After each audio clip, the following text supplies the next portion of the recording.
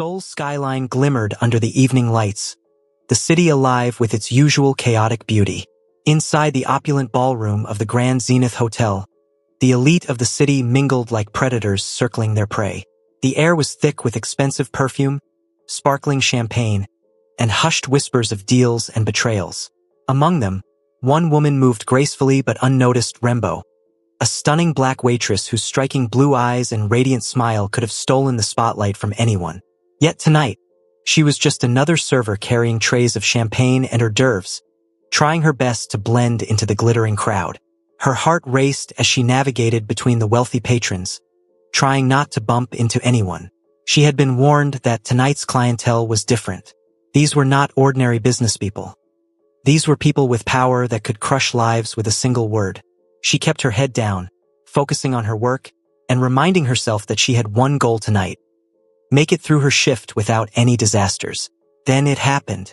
A single misstep, a wobbling tray, and a crimson splash of wine arced through the air and landed squarely on the pristine white suit of Min-jun, the man whose name alone sent shivers through the city's underworld. He was infamous, a feared mafia boss whose ruthless reputation was matched only by his cold, calculating eyes. The room seemed to freeze. All conversations stopped mid-sentence. Heads turned, eyes wide, as the beautiful waitress had just committed the most dangerous mistake of her life. Min-jun stared at her, his dark eyes narrowing. He looked down at the crimson stain spreading across his silk jacket and then back at her. The air between them seemed to thrum with electricity. He moved through the crowd with a predator's grace, the murmurs of the elite fading into silence as he approached her. "Do you have any idea what you've done?" His voice was low, controlled, but it carried an unmistakable weight of threat. Rembo swallowed hard, her legs refusing to betray her fear. She had read about men like him, ruthless, violent, untouchable. Most women would have cowered, apologized profusely, and begged for forgiveness. But something in Min-jun's gaze intrigued her, a flicker of something that made her heart beat faster despite the danger. I'm sorry, sir," she stammered, bowing slightly. But it wasn't enough. His eyes were like daggers, scanning her, measuring her, dissecting her every nerve. "You're sorry."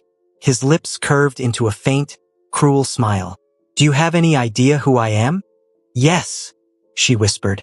And then, against every instinct screaming at her to grovel, she added, "And I don't care." The room froze again. A gasp escaped from someone nearby. She had just insulted the most feared man in Seoul. And yet, Min-jun's eyes darkened, not with anger, but with curiosity. "You don't care." His voice dropped to a whisper, meant only for her, and it sent shivers down her spine. Most women would have collapsed on their knees, begging for mercy. Most women would have learned the cost of crossing me. But not you. Rembo's jaw tightened. "I've worked too hard to let fear run my life. You think you scare me? I've survived worse." The audacity, the defiance, it was intoxicating to him. He took a slow step closer, towering over her, the scent of his cologne sharp and dangerous. His gaze never left hers, piercing straight into her soul. The crowd waited in tense silence, anticipating her death. But Min-jun did something unexpected. He tilted his head, a cruel, playful glint in his eyes. "You've got spirit," he said, his voice low enough that only she could hear. "I like that, but spirit won't save you tonight. So, here's your choice." Rembo's pulse thundered in her ears. She had been trained by life to spot danger. And right now, danger was standing directly in front of her, radiating power that could crush her instantly. "You have two options," he continued, his dark eyes locked on hers. "Option 1. You bow, apologize properly, and I let someone else punish you instead. You may survive the night, but your pride dies here." Rembo's chest tightened, the words like poison in her ears. Pride was all she had left after surviving years of struggle. She wouldn't let it die so easily. "And option 2? She asked, her voice steady despite the tremor in her hands. Option 2. His eyes darkened further, a dangerous glint lighting up his face. "Survive the night in my bed. Rembo, you do what I say, stay alive until morning, and you walk free." The room erupted into shocked whispers. Every soul present knew exactly what he meant. He had never offered mercy to anyone, let alone in such a twisted game of power. And yet, here she stood, staring him down. Rembo's mind raced. Every instinct screamed at her to run, to beg, to do whatever it took to escape this nightmare. But she couldn't. Something deep inside her, stubborn, defiant, alive, refused to bow. "You're insane," she said, her voice steady despite the fear clawing at her chest. "And I'm not scared of you." A slow, cruel smile spread across Min Jun's face. "I like that even more than I should." He leaned closer, close enough for her to feel the heat radiating off him. "Very well, Rembo. Tonight you survive my bed, or you die trying." And just like that, the crowd watched as he waved a hand, signaling two of his men. "Take her to the penthouse," he commanded. "Do not let her escape. Do exactly as I say." Rembo's stomach dropped. She was being escorted, surrounded by men twice her size. But even as her body tensed for a fight, her mind raced with plans. How to survive, how to stay alive, how to outsmart a man who had never been outsmarted in his life. The elevator ride was silent except for the soft mechanical hum and the sound of her own breathing. Min Jun's presence was suffocating, yet mesmerizing. She dared not look at him directly, afraid that doing so would give him the power to read her thoughts. When the elevator doors opened, she was led into the penthouse, a massive, luxurious space overlooking the neon-lit city. Min Jun closed the door behind them, and suddenly, it was just the two of them. The tension in the room was palpable, thick enough to choke on. "You have until dawn," he said, his voice low, a growl of warning. "Survive and I let you go. Fail and—" He didn't need to finish. She understood perfectly. Rembo's heart raced, adrenaline surging through her veins. She looked up at him, defiance in her eyes despite the terror gnawing at her. "I'll survive," she said, "but don't think I'll make it easy for you." Min Jun's lips curled into a dangerous smile. "I wouldn't have it any other way." And with that, the first move in a deadly, intoxicating game had begun. Outside the penthouse, the city carried on, unaware that inside, a storm of desire, danger, and defiance had just been unleashed. A storm that neither Rembo nor Min Jun could escape. The night had just begun. The doors of the penthouse closed with a final, echoing click, and suddenly, the world outside ceased to exist. Rembo found herself standing in a space she could never have imagined. Marble floors that gleamed like glass, walls adorned with modern art, and floor-to-ceiling windows that showcased the sprawling neon jungle of Seoul. Every detail screamed power, wealth, and control, and she was now trapped in the center of it, under the watchful gaze of Min Jun. Her heart pounded in her chest, a frantic rhythm that matched the storm of emotions swirling inside her. Fear, anger, defiance, and something she refused to name. She had survived hardship before, but this was different. Min Jun wasn't just any man. He was a force of nature, a storm she had no idea how to weather. "You can sit," Min Jun said suddenly, his voice cutting through the silence like a whip. He remained near the large glass doors, hands clasped behind his back, observing her with an intensity that made her skin prickle. "Or you can pace. It doesn't matter. You won't leave this room until sunrise." Rembo's eyes narrowed. "You really think locking me in here will scare me?" she asked, her tone sharper than she intended. Her voice trembled slightly, but she refused to let him see it. Fear was a weakness she couldn't afford tonight. Min Jun stepped closer, his presence overwhelming, the air between them charged with something dangerous. He stopped just a few feet away, the subtle scent of his cologne hitting her like a wave. "I don't want to scare you," he said softly, almost conversationally. "I want to see if you can survive me." The words made her pause. Survive him? Could anyone survive a man like Min Jun? Every story she had ever heard about him ended in blood, betrayal, or fear. And yet, here she was, staring him down, her body trembling but her spirit refusing to bend. "I'm not afraid," she said, her voice firmer this time. "You're not the first man who's tried to intimidate me." He smiled, a dangerous curve of his lips that sent shivers down her spine. "Good. Most women break before they even open their mouths. You are different." For a moment, Silence fell between them, heavy and suffocating. Rembo felt his gaze like a physical weight pressing against her, probing her thoughts, her fears, her secrets.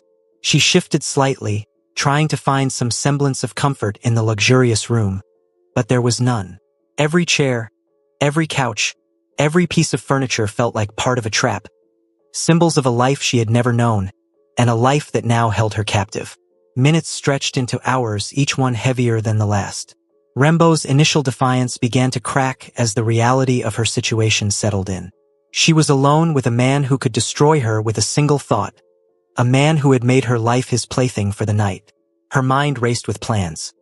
Run, hide, negotiate, fight, but every option seemed impossible. Min-jun watched her, unflinching, as if he could see every calculation behind her eyes. "You're clever," he said finally, his voice low and thoughtful. "Most would panic, cry, beg, you think, even under pressure. I like that." Rembo's jaw tightened. "I'm not here to impress you." "No," he said softly, almost teasing. "You're here to survive. But impressing me is unavoidable." She felt her cheeks flush, not from anger, but from something she refused to acknowledge. Her pulse raced, a mix of fear and something else she couldn't name. She told herself to focus, to think, to stay sharp. Min-jun wasn't a man to underestimate, not even for a second. Hours passed in a tense standoff, neither moving, neither speaking much. Rembo tried to distract herself by exploring the room cautiously, noting the way the city lights reflected off the polished floors, the piano in the corner, the shadows that clung to the walls. Every corner seemed like it held secrets and maybe even a way to escape. But no, she realized the penthouse was as much a cage as it was a palace.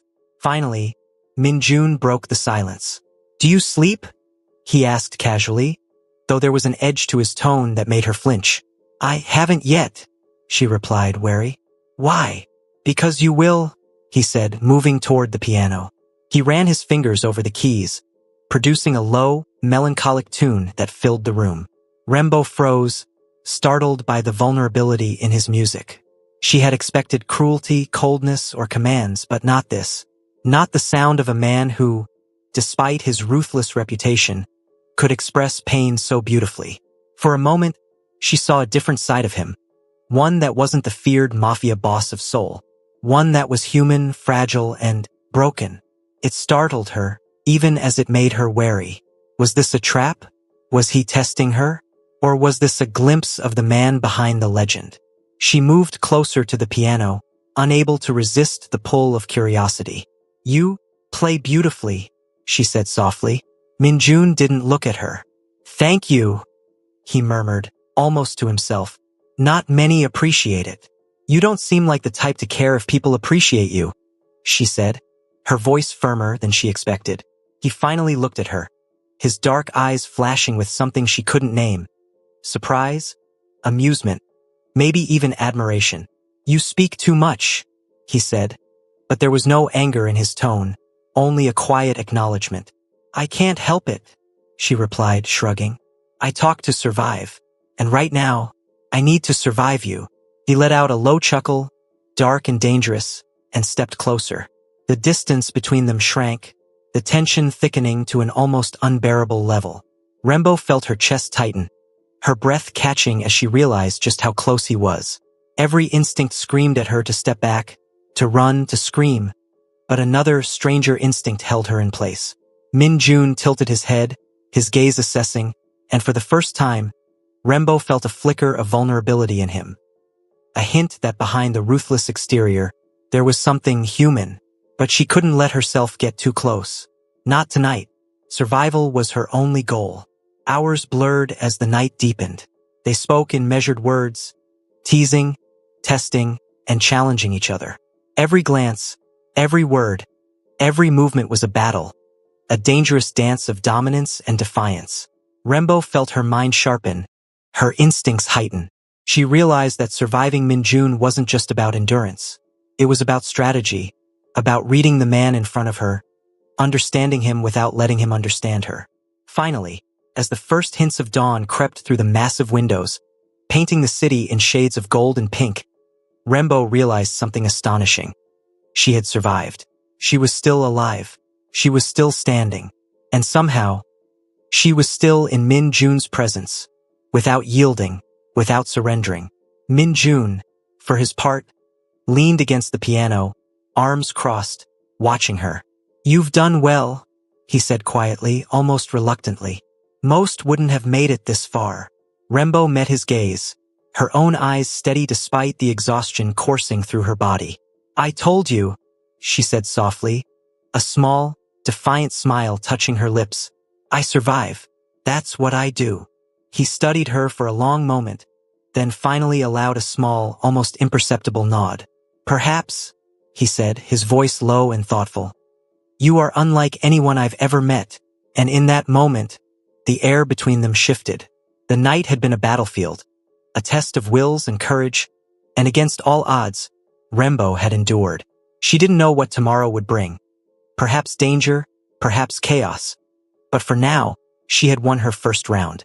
As the sun began to rise over Seoul, casting its first light across the penthouse, Rembo realized something profound.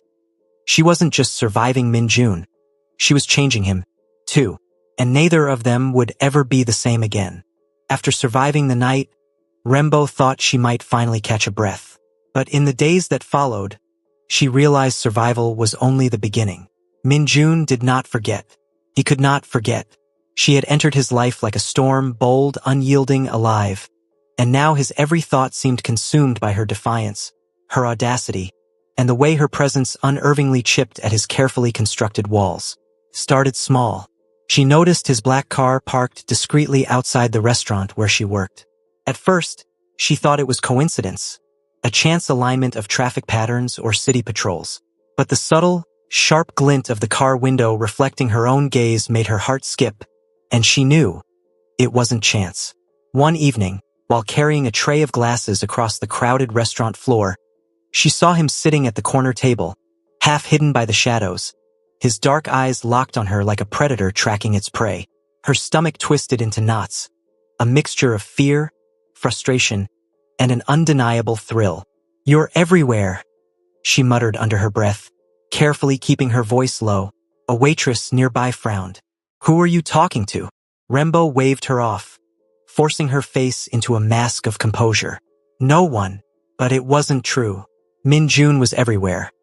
At her apartment, paying her rent anonymously, sending gifts that appeared on her doorstep without a note, as if saying, "I see you, and I will not let you forget it."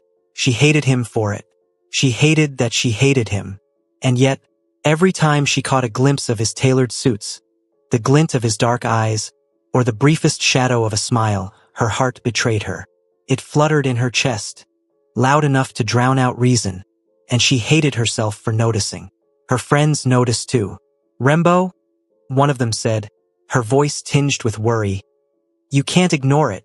That man is dangerous. He's a mafia boss. People like him, they don't stop. They don't play fair. You have to be careful." "I'm careful," Rembo replied.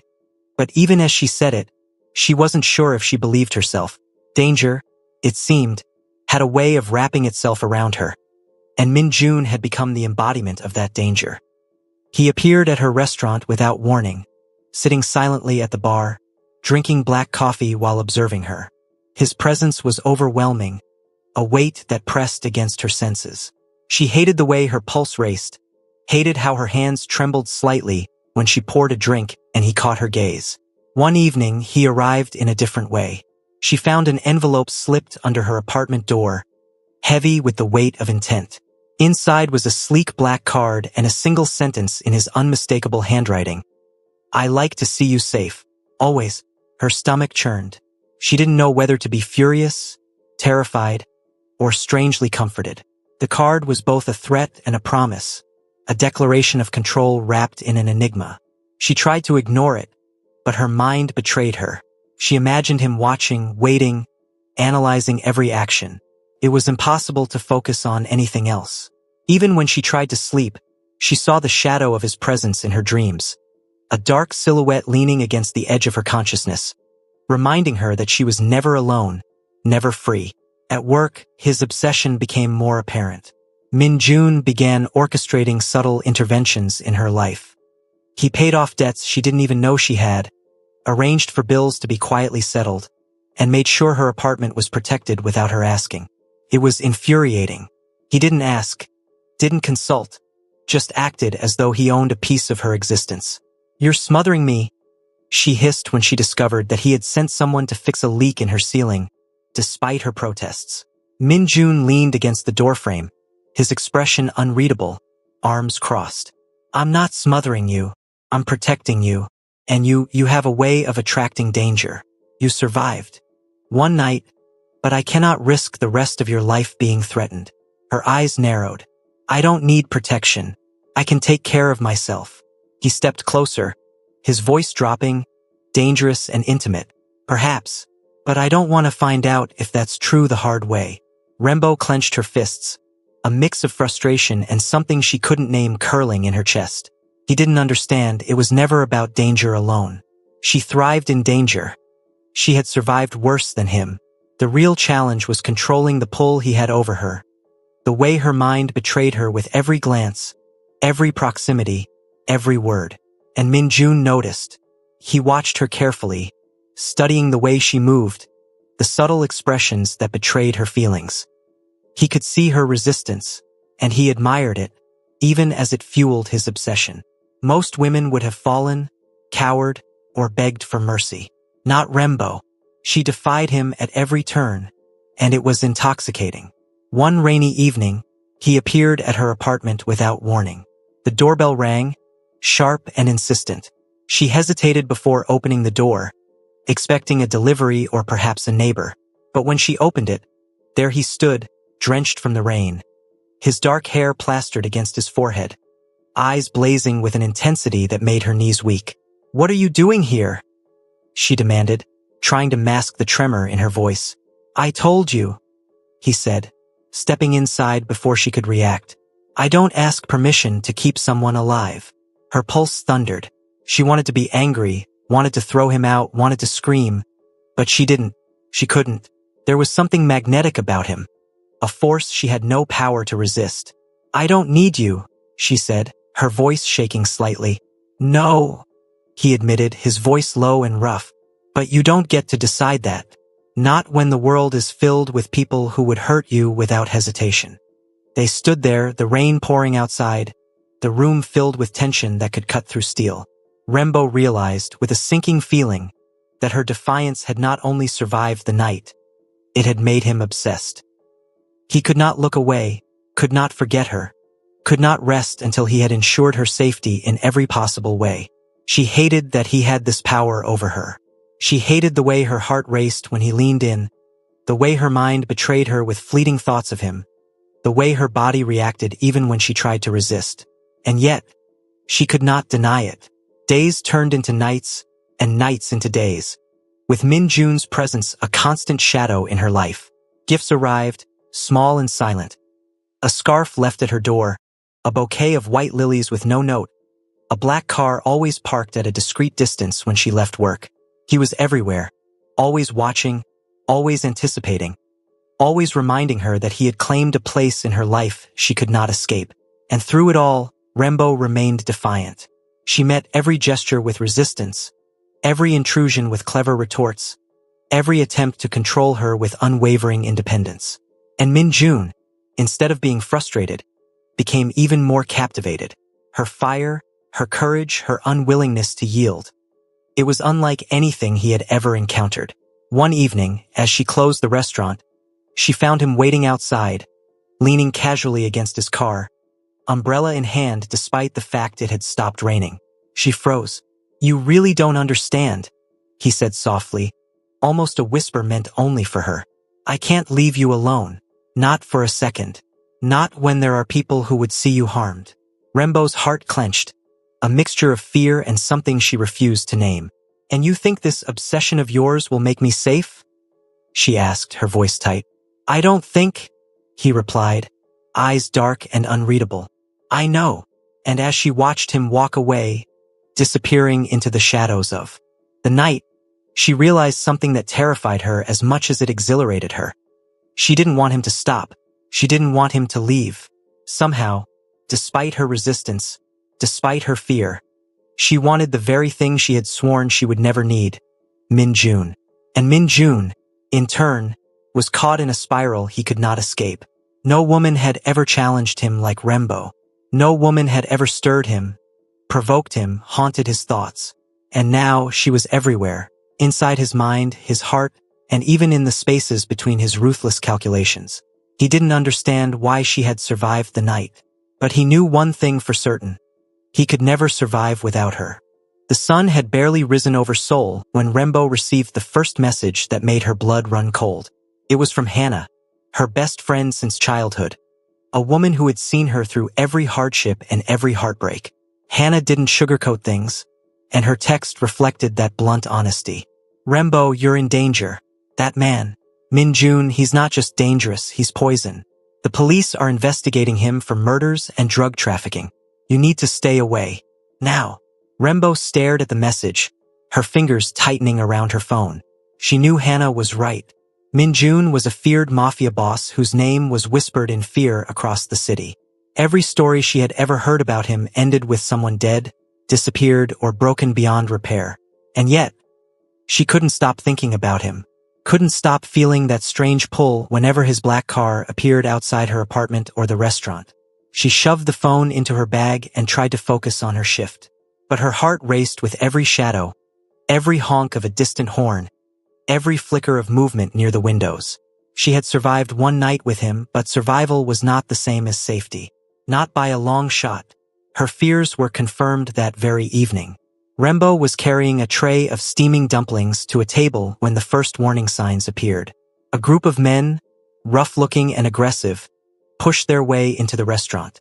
Their eyes scanned the room like predators, stopping only when they spotted her. "Hey, you!" one of them barked, pointing at her. "You're coming with us." Panic surged through her veins. Her hands trembled as she tried to keep her balance and not spill the food. The restaurant erupted into chaos as patrons screamed and scrambled. Waiters tried to intervene, but the men shoved them aside with frightening ease. And then he was there. Min-jun arrived like a shadow stepping out of darkness. The black car screeched to a stop outside, and he appeared in the doorway of the restaurant, calm, precise, and terrifying. His presence alone made the intruders hesitate. The air seemed to thicken as he approached, each step deliberate, each motion radiating lethal power. "Back off," he said, his voice low and deadly, like a coiled whip ready to snap. The men laughed nervously, trying to maintain bravado, but it was futile. Min-jun's eyes, dark and piercing, scanned them with a predator's focus. "I said back off," he repeated, this time his tone snapping like lightning. Within moments, chaos turned into carnage. Min-jun moved with inhuman speed and precision, disarming, intimidating, and incapacitating the intruders without even drawing a weapon. Rembo watched, frozen in awe and terror, as the man she had survived the night with displayed a level of control and power she had never imagined. When the men finally fled, nursing bruises and broken pride, Min-jun turned to her, his expression unreadable. "You're alive," he said simply. No relief, no satisfaction. Just the matter-of-fact statement that had haunted her dreams since that night. She began, but words failed her. "You owe me," he finished for her, his gaze cold and unyielding. "Your life is mine to claim tonight. Remember that." Rembo felt a shiver run down her spine. She hated the way his presence wrapped around her like a cage, hated the way fear and desire tangled in her chest. But she couldn't deny the truth. He had saved her life, and in doing so had taken a piece of her freedom. Later that evening, back in her apartment, Hannah's warnings came rushing back. Rembo sat on her bed, trembling despite her exhaustion. She thought about the attack, the way Min-jun had appeared like a phantom, and the undeniable pull he held over her. "You're being reckless," she muttered to herself, frustration and fear mingling in her voice. "You can't keep letting him interfere in your life. He's dangerous. You could die." Her phone buzzed again. Another message. This time no words, just a picture of the restaurant, the same scene she had witnessed, taken from an angle only someone watching from a distance could capture. And beneath it, in Min-jun's handwriting, "I will always find you." Rembo's breath caught. Fear clawed at her chest, but so did something else. A strange, intoxicating thrill she could not name. She hated that he had this power over her. Hated that her heart betrayed her every time she thought of him. Hated that part of her wanted him to watch, to protect, to dominate. The days that followed were a tense dance of proximity and avoidance. Min-jun did not leave her alone. He appeared at the restaurant, always observing, always silent, a shadow that followed her movements. She tried to maintain distance, to act indifferent, but he could read her too well. Every glance she stole, every nervous movement, every whispered word, he noticed. And he smiled at it, darkly, dangerously, like a man who had already won a battle he hadn't yet fought. Then came the phone call that would change everything. Rembo. Min-jun's voice was low, controlled, and impossible to ignore. Meet me, now. No excuses. Her stomach churned, fear and anticipation warring inside her. She didn't want to go, didn't want to submit to his command, didn't want to admit the truth she had long denied. That she was drawn to him, that part of her wanted him, that part of her feared him more than anyone else alive. But survival, she realized, sometimes meant obedience, if only for the moment.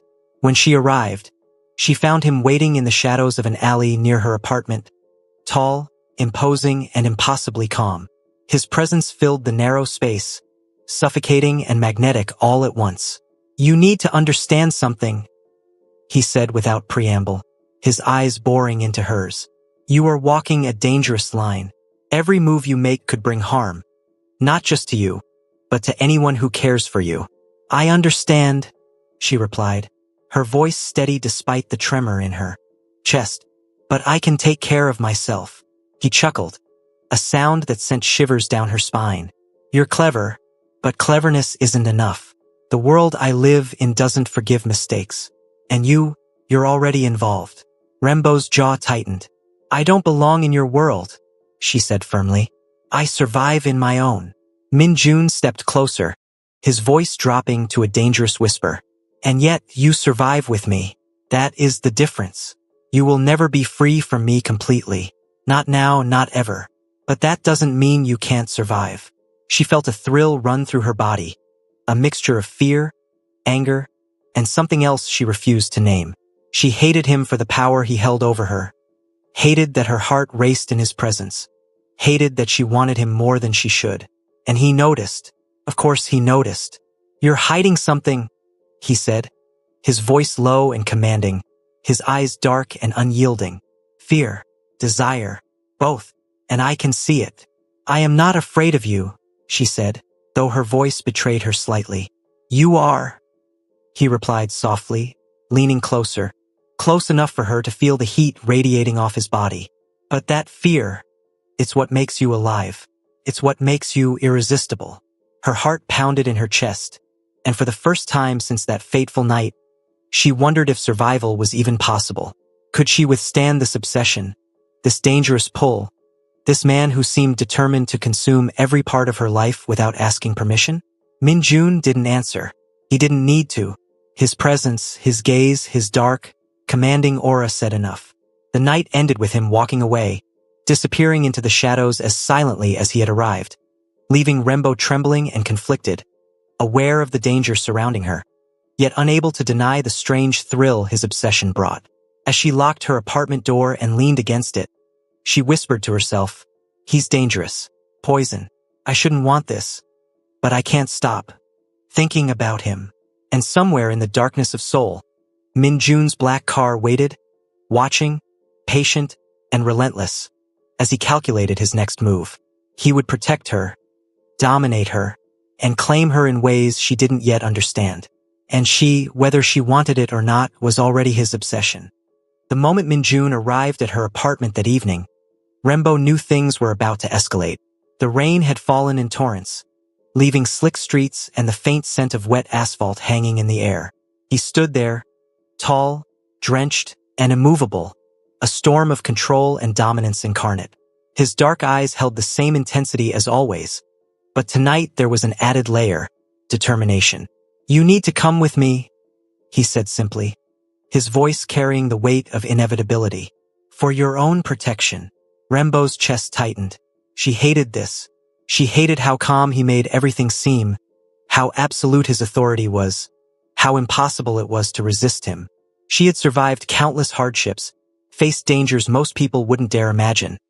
But now, Minjun was asking her to surrender, to step into a life that was both luxurious and suffocating, a gilded cage she could never escape. "I'm not going anywhere with you," she said, though her voice wavered slightly. "I can handle myself. I don't need your protection." He raised an eyebrow, the hint of a smirk curving his lips. "You think that, but you've already seen what happens when danger finds you. Do you really want to test fate again?" Rembo's fingers curled into fists at her sides. He was right, and that was the part that made her furious. She hated being right.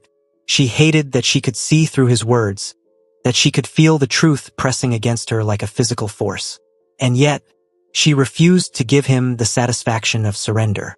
"I don't belong in your world," she said, staring at him with as much defiance as she could muster. "I survive in my own, and I don't need you or your world to do it." Minjun's eyes darkened, a storm behind them that mirrored the brewing rain outside. He stepped closer, the space between them shrinking until she could feel the heat radiating off his body. "You belong wherever I decide you belong," he said, low and commanding. "And right now, that's with me." Her heart pounded violently in her chest. She hated him for the way his words made her feel, hated the way she wanted to argue yet knew she couldn't. He wasn't just a man. He was a force, a shadow she couldn't escape, a storm she couldn't outrun. Before she could protest further, his hand shot out, gripping her elbow with surprising strength, and he led her through the rain-soaked streets to his black car. She tried to pull away, but the grip was firm, unyielding, and terrifyingly intimate.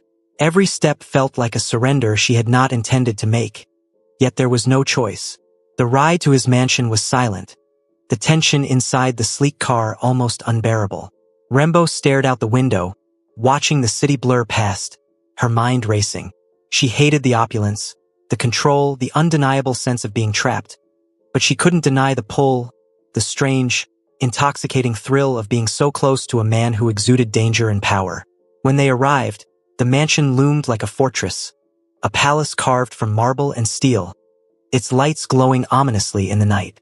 Minjun led her inside without a word, the security systems engaging automatically at his command. She felt trapped immediately, the weight of his dominance pressing down on her. "This is excessive," she muttered, scanning the grandeur around her. "I don't need." "You need this," he interrupted, his voice sharp but calm. "You need safety. And whether you like it or not, I am the only one who can provide it." Rembo glared at him, but there was no arguing with the absolute certainty in his tone. She hated it, hated the way his presence filled the room, the way every inch of the mansion seemed to reflect his control, his power, his unyielding dominance. And yet, she couldn't deny it. Part of her was curious. Part of her wanted to see the man behind the ruthless exterior, the man who had saved her life, the man who haunted her thoughts day and night. Minjun handed her the keys to a private suite in the mansion, a luxurious space with a king-sized bed, marble bathroom, and floor-to-ceiling windows overlooking the city.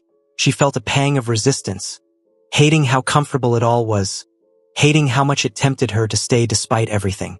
"You will stay here," he said, his eyes dark and unwavering. "No exceptions. You are under my protection. And until sunrise, you will remain in this room." Rembo's chest tightened. "I don't belong here," she said, though the words felt weaker than before. "You belong wherever I decide," he repeated, echoing his earlier words. "And right now, that's here." The first night in the mansion was torture. Every sound, the faint hum of the city, the soft click of the security system, the whisper of the wind outside, kept her on edge. She lay in the enormous bed, fully clothed, eyes wide, ears straining for any sign of danger. Minjun did not enter the room, did not touch her, but she felt his presence everywhere, a shadow lurking at the edges of her consciousness. Hours passed in tense silence.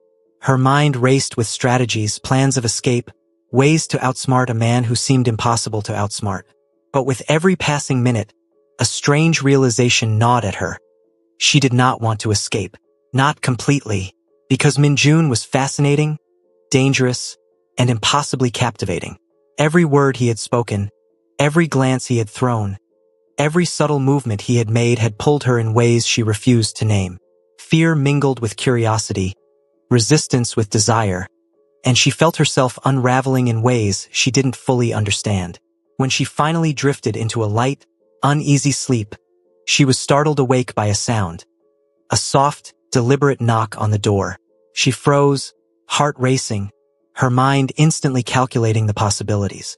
"Come in," she called, trying to keep her voice steady. Min-jun entered, standing in the doorway like a shadow carved from midnight.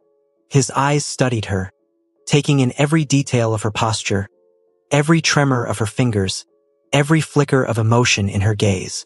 "You're awake," he said, his voice low and dangerous. "Yes," she replied, trying to sound confident. "And I intend to stay that way." He stepped closer, the air between them charged, his presence overwhelming. "Good," he said softly, "because this is only the beginning. You will remain under my protection. You will stay here, and you will learn survival isn't just about endurance. It's about understanding who controls the game." Rembo's pulse thundered in her chest. She hated the truth of his words, hated the power he held over her, hated the way her body reacted to his presence despite every instinct screaming for resistance. But she could not deny it. Not anymore. The next days blurred into a strange rhythm of tension, danger, and intoxicating chemistry. She remained in the mansion, enduring his strict rules, resisting his subtle provocations, yet finding herself drawn to him more than she cared to admit. He would watch her as she moved through the suite, his gaze intense, penetrating, impossible to ignore. She caught him staring more than once, dark eyes following her every step, as if memorizing the curve of her jaw, the strength in her hands, the fire in her gaze. One evening, she teased him openly, calling him Mr. Iceheart, as she poured herself a glass of water, hoping to provoke some reaction.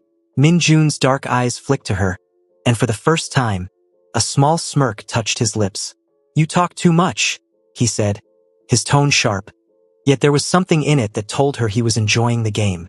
"I can't help it," she replied, her voice laced with defiance. "Someone has to keep you entertained." He didn't respond, only stared, and the silence that followed was heavy with unspoken tension, the kind that made her pulse race and her mind reel. By the end of the week, she realized something terrifying and exhilarating. She was no longer just surviving Min-jun. She was changing him, too. He wasn't just a dangerous mafia boss. He was a man capable of fascination, obsession, and even of vulnerability, though he would never admit it. And she was at the center of it all. And in that realization, Rembo understood the truth she had been trying to deny. She was no longer merely surviving. She was playing the game. And in this game, Min-jun was as much a prisoner of desire and obsession as she was. Hello besties, stay tuned for episode 2. It drops tomorrow. Thank you so much for watching. Kindly like, subscribe and share.